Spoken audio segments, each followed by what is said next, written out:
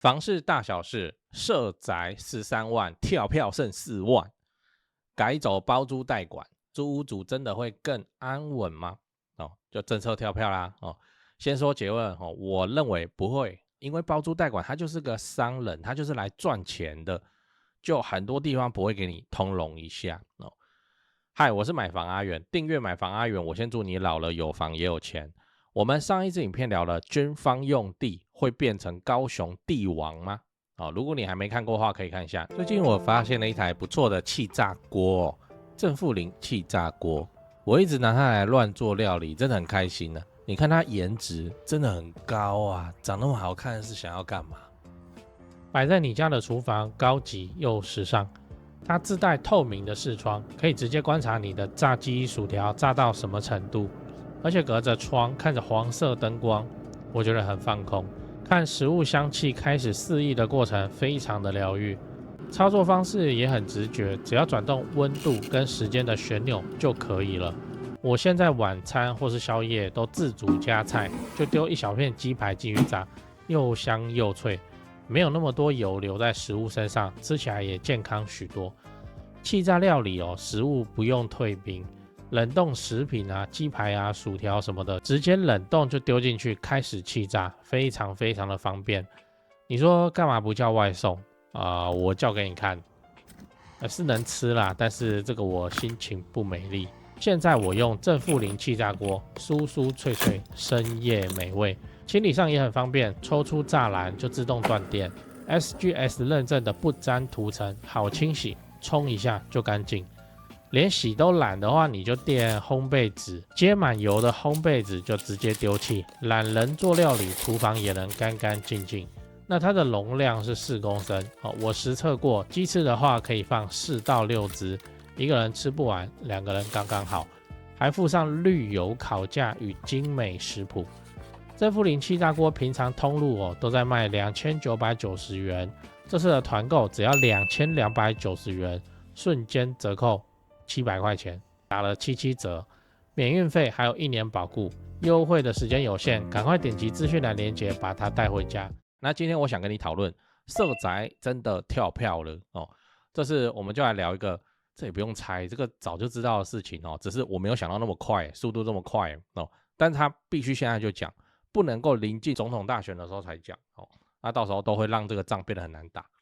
好，那就社宅跳票社宅這個題目。我們很早以前就討論過，我拍過影片了。我那時候就說，社會住宅真的是一個很奇怪的政策，就是左派啦居住正義按人權，然後居然是自己蓋你政府自己毛起來蓋，那你蓋出來的數量就是有限啊，然後又被大家東嫌西嫌，頂多說你外觀好看而已那裡面人家說什麼怎麼租那麼貴？那個煙霧偵測器也太敏感了吧？這個超級敏感。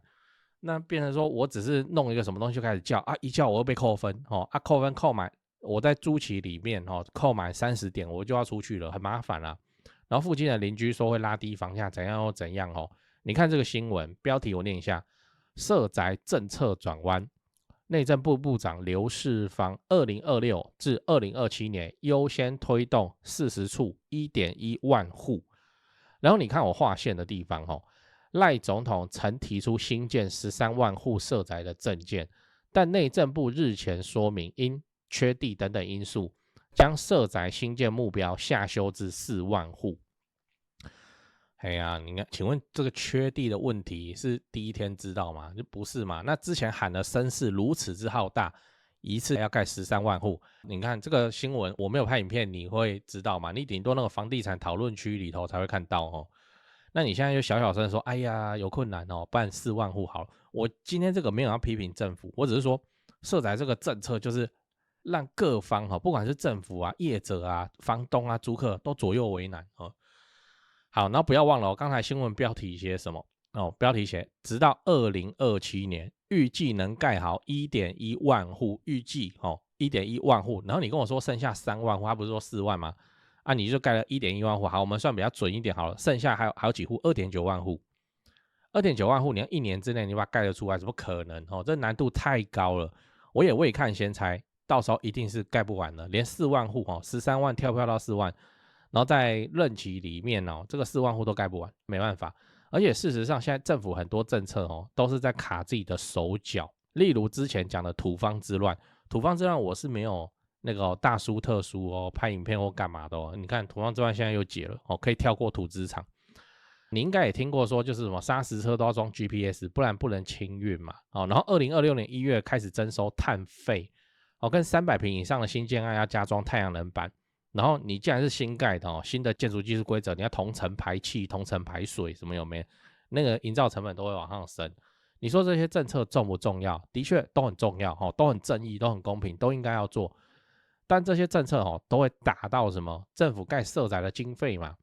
那個社宅本來預算就沒有多少了，然後成本一直加上去，這個怎麼受得了？再來你要知道，未來勢必轉向包租代管。我這邊也預言未來政府的政策勢必會大幅轉向包租代管。就是說，如果你是包租代管的從業人員的話，你們市場會變大這個是政府沒辦法，只能讓你們做。事實上，內政部也已經說就是要這樣幹了他只是現在不敢明講，要全面停蓋社宅，直接轉向包租代管那我猜測沒辦法，我自己蓋不出來社會上就有一堆空屋，對不對？那看也知道是要怎樣，看也知道是要叫這些空屋拿出來當我的社宅，這樣我就搞定了我的這個一生不用4萬13萬，直接都可以遠遠超過。好，來下一步這我亂講的空屋稅空屋稅這種東西，其實現在已經有變相的懲罰了，就是說你一個房子在那邊，你又沒有直系血親的戶籍放在裡面，你又沒出租的話，那你就是要用那個什麼稅非自用住宅稅率那個就是3點多%， 3.2 3.6 都有，看路段。如果你戶籍放進去的話1.2%，反正這就是接下來的空屋稅，不會說有一個名目就叫空屋稅，而是各種什麼改來改去就是讓你空屋的成本會變高。叫房東說你有空房子給我租出去你就是簽成社宅就對了。不然你現在要繳的稅就是過往的2倍或3倍，要逼房東把手上的空屋拿出來你說房東為什麼寧願空着我空着合法就合法我房屋稅、地價稅我也都沒在欠的這我合法的東西，我想空就空。那與其是這樣，要考慮什麼？那房東為什麼寧願空着他也不拿出來，對不對？還不就是怕二租客的事情？二租客現在你看我上一集拍的，算了，這個八卦的時候再好好聊，我先把那個影片拍完。好，然後我亂想，再搭配一個包租代管。如果你有跟包租代管合作的經驗你就知道，就算你沒租出去，還可以享受原本的稅率或免稅之類的。好，那問題來了，包租代管真的能解決租屋族的問題嗎？歡迎你底下留言我都會看站來站去也沒關係。包租代管能不能解決租屋族的問題？我先說我的看法，我認為沒辦法因為租屋族一直以來的問題都是什麼？都是擔心房東不願意繼續租給他然後擔心房東東西壞了不修要他自己修等等有的沒的。那包租代管今天出現了，就是在房東跟房客之間卡一層。那人家做生意的要有利潤這當然是一個合法商業模式，我也沒有說它不好。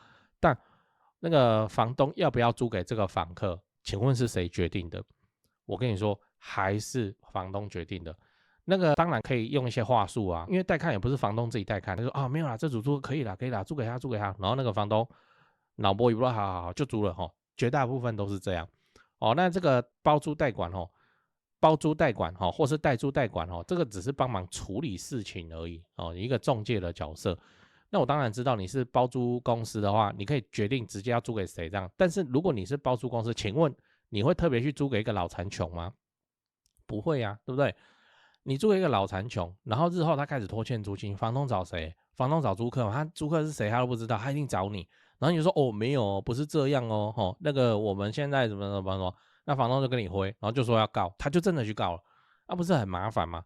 所以包租公司會怎麼樣？也會簡單的篩選租客但是這個度真的就是看他自己想要怎麼安排。如果給房東催得很緊他就覺得說這個老阿姨好煩整天都在問。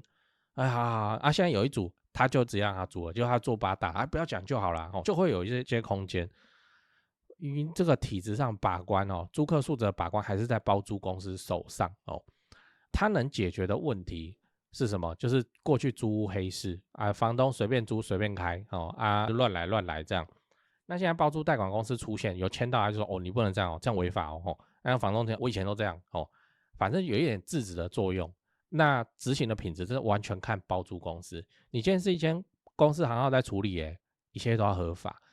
那包租代管它有沒有解決掉租客最害怕的問題，叫做我未來可能租不到房，或是直接就是說我現在就是個老殘窮，我租不到房，它有沒有辦法解決這個嘛？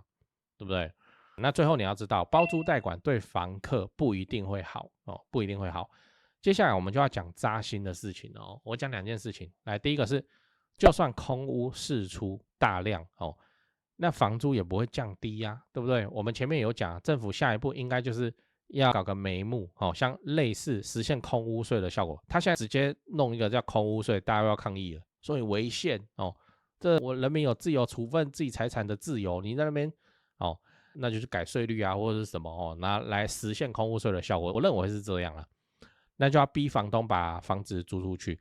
所以依照經濟學的供需原理，應該是要怎樣？應該是當出租的房子變多，租金要下降嗎？真的會嗎？我們來看一下這張表，這是2023年的統計它講的是空屋率，空屋率超過 20% 的縣市有哪些？來你看，那照顧一下 Podcast 的聽眾，我把它念幾個來，我就念幾個：萬里、三芝、平溪、高雄那瑪夏、台東綠島，空屋率超過 20%。林老師那請問這個地區的房子釋出以後，他租得出去嗎？你會去租嗎？他空屋空在那邊其來有自，這個空屋率高的地方，不是我們想象中的忠孝復興而是忠孝復興的豪宅可能空屋率是高，那也不叫空屋人家戶籍什麼都有在裡面，他只是平常沒人而已平常只有瑪利亞而已。好，那總之就是說，你看今天在台北市上班，那我就是租忠孝復興站附近怎麼一租到平溪，一租到三芝，租金也便宜，我也知道但是我每天的交通單程3個半小時，我靠，這怎麼上班？我乾脆睡車上好了。所以出租的房子變多，其實也很難去大幅撼動蛋黃區的租金。那也沒有辦法說什麼房東怕租不掉，所以會善待租客什麼有的沒，很難啊。那接下來我們講第2件事情，包租代管，我認為不會善待租客就不會。我現在沒有要臭包租代管業還是怎麼樣那個清清白白的生意那個正正當當的生意，這沒什麼問題。只是說善待租客這件事情對他們的利潤有幫助嗎？就沒有嘛。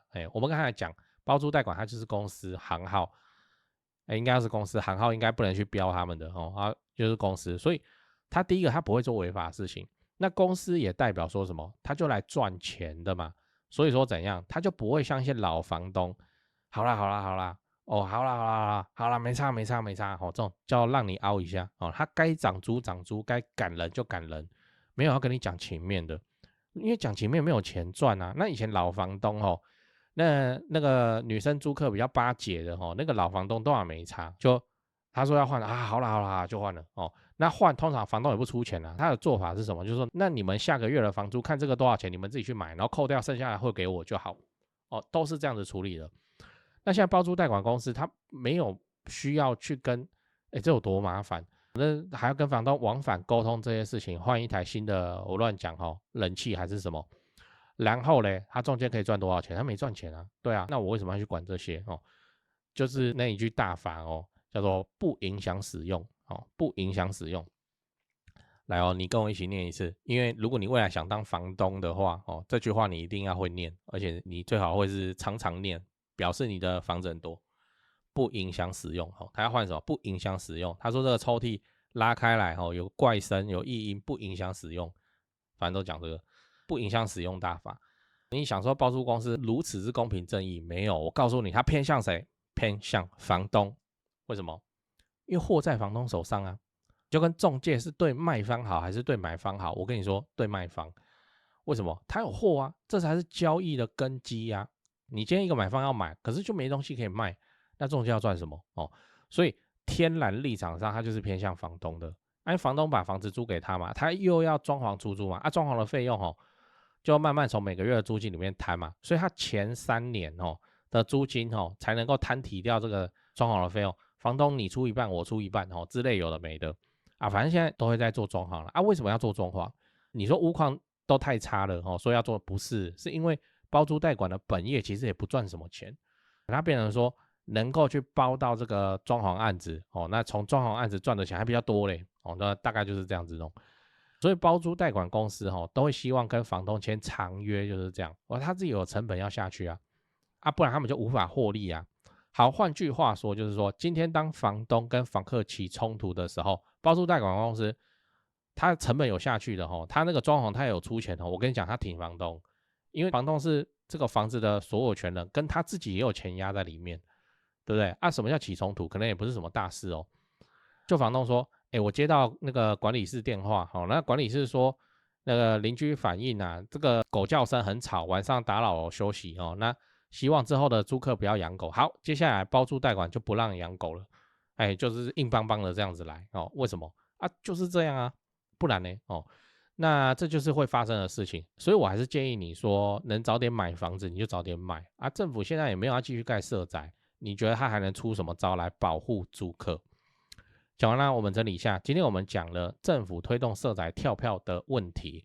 我先分析了政府社宅新建目標大幅下修的原因，並指出未來政策將轉為包租代管，甚至會推出類似空屋稅的東西，逼房東釋出房源。但空屋增加未必能降低蛋黃區的租金，金山萬里平息，對不對？那包租代管模式也很難去解決租客最擔心的安居問題甚至有可能會偏向房東這樣。結論就是說，租屋主想要的是長期穩定的居住保障。那政府現行的做法來看，短期內幾乎都沒辦法實現。所以你有能力，你還是早點把房子買起來才是根本。那房價高是一回事，但是在你有得選花錢不會痛的情況之下，買跟租你要哪一個最後我想問你，你認為下面哪一個政策可以真實幫助到租屋族？A. 租金補貼大抽獎，抽到就1年免租金。B. 租屋合約直接綁10年。C. 租房10年以上，那就多給你一個首購名額，叫你趕快去買房子了。對哦，講八卦之前先打個岔。長期看我的朋友都知道，高雄置產要找誰？找台灣房屋美術之星店林店長。小老鼠 go go go go go， 小老鼠5個 go。免費的那每隔幾天你都可以看到一些有增值潛力的房子被 po 出來。那跟我說好友已經加到超過7000人了，真誇張。那想置產台北市、新北市的朋友，就加台北101蕭店長的 LINE， 小老鼠 buy 台北，小老鼠買台北這樣。那讓蕭店來幫助你成為天龍人。跟我說已經超過2000人加入了，趕快加，越早加入越早挑案件。買了雙北，你想要裝潢，你就找漢一室內裝修裝潢找誰不是找，就是怕被當盤子敲嘛。我就推薦漢一陳老闆，反正問不用錢。小老鼠漢一HANYI 漢一，你想要只做一間廁所的翻新，這都可以反正你先問，拍照傳過去，去丈量討論之後再說。漢一很有實力的，資訊欄裡都有連結。那你看全台房市冷淡中，高雄的重大建設卻一個都沒有停。那你不趁現在挑房子，你是要等重大建設落成以後，你去搶貴的，你才高興是嗎？加入買房阿元的 YouTube 頻道會員，我把高雄置產增值的寶藏都埋在那裡了。如果你是蘋果手機你記得你要用網頁來加，你不要用那個內建的 App 來加，不然會被多收蘋果稅。反正我就一直研究一直拍那能拉抬房價的高雄市蛋黃區重大建設。那有阿元看房系列，就直接帶你去看會增值的房子是長什麼樣子。現在加入就能獲得幫你整理的高雄重大建設都不用猜我自己也有買高雄，所以你放心，你看到的真的就是我自己正在身體力行的功課。現在就加入買房阿元的 YouTube 頻道會員，馬上加，馬上開始抄作業。最後提醒你，不要炒房，不要炒房，不要炒房。你買在重大建設旁邊配合政府的公益出租人的政策，做個好房東，守住房子，自然老了有房也有錢。我剛看 YouTube 的後台有 74% 的觀眾朋友都在看而已，沒有按訂閱就這樣還有55000訂閱，那就麻煩你幫我按訂閱，應該不久後就10萬了。10萬有什麼好處這樣我就會比較爽。對，按了嗎？按了好感謝你的訂閱，我先祝你老了有房也有錢。講八卦講八卦。政府社宅自己蓋不出來了哦，在蔡總統的時代喊的是20萬戶哦，那現在變13萬，然後現在4萬哦，然後在2027以前的時候，預計要先推動1.1萬，蓋不完了哦，蓋不完，至少總統任期之內真的是處理不掉的。那市場中還是有大量的空屋啊，大量的空屋又變成說什麼平息萬里哦，這問題一大堆哦。總之就是我會不會講哦？好，我們聊點輕鬆的。總之就是說，我個人認為包租代管業者可以去做一個生意。你說哇靠，你嫌我現在還不夠忙？沒有，這賺錢了，你可以去做。就是說，一個包租代管業者有一點點規模他的租客跟他打合約的，當然都是一個人一個人這樣子去打，但是他可能是租的是2房3房人數會變多嘛，所以稍微有一點規模經營個1、2年、2、3年的他手上能直接聯繫到的人有300個人、500個人，這很正常，而且這都是家庭的人做生意啊，做什麼生意？就團購的生意不是說買東西團購什麼，那個平常大家都在團購，就是居家的東西。因為你現在手上的 TA 這麼的準確，就你的租客這麼的準確，他可以兩邊賣，你知道，一邊賣房東然後一邊賣租客。比方說洗冷氣的團購服務，有沒有人要加一加一以後就來洗冷氣，這個錢就租客看一看，那他覺得 OK， 然後業者就可以抽嘛，就是這樣，他去談一個包嘛，我幫你湊50台冷氣洗一洗，那你給我一個折扣那你讓我抽一點那我就幫你賴，現在都用賴我就幫你賴廣播那有單就有單，就讓我抽。改天再來一個什麼空氣清淨機的團購，改天再來一個什麼氣炸鍋的團購，改天再來一個什麼水電維修師傅長期配合的合約之類有沒的，可以做這生意啊。那也可以反向去跟房東做一些生意啊，比方說賣房東其他房東一定會買的東西，凶宅險凶宅險本來就有了，就掛在那個社會住宅裡面，或是你可以去介紹啊，寵物險有這種東西耶，寵物險反正你兩邊都有客人你看你能不能夠一邊是房東一邊是租客，看能不能夠去想一些東西，然後去賺到額外的利潤都合理合法，我也是開發票所以是我會這樣子做啦。因為我也跟包租代管的業者聊過，你真的是只是賺政府的那個大概你整間公司大家都是最低基本薪資啦，能活而已啦，你還要期待什麼額外的服務，也沒辦法，會變成說社宅包租代管公司全部裡頭那個老闆其實也不賺什麼錢，如果做這個就很賺錢，不會去搞裝潢這個東西，會想要去開發更多的東西來。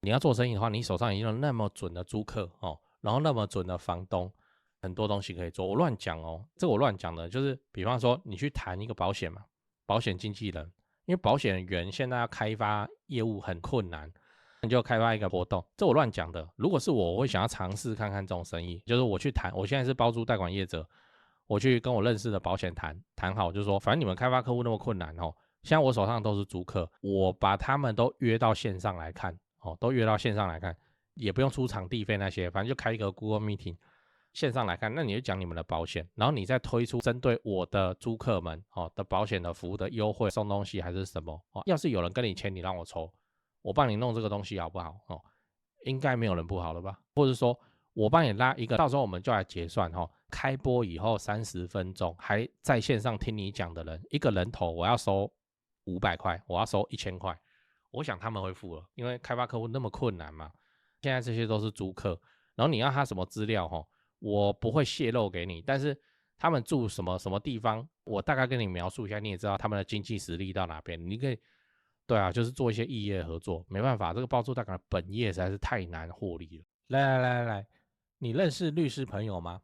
沒有的話，你馬上就要有了。我在高雄好不容易才認識的超強律師朋友介紹給你，聽好婚前財產分配、婚後財產分別、買賣房屋糾紛、買到漏水屋、買到凶宅、預售屋廣告騙人、前屋主不肯搬走、仲介隱瞞事實、擔心合約有陷阱、樓上漏水不修、遺產分配不公、贈與小孩房子、擔心房子被詐騙、借名登記不肯還、遇到裝潢蟑螂、驗屋驗到想告人、室內裝潢糾紛、法拍屋糾紛、車禍賠償糾紛、家人遇到詐騙、土地被霸佔、遺囑相關問題、對付2鄰居、對付2房東、對付2租客。剛念的有中一個你就加了馬上就問。賴的 ID 是小老鼠 low help， 小老鼠 LAWHELP 加就對了，不要拖，法律事情越拖只會越難處理。祝你順利。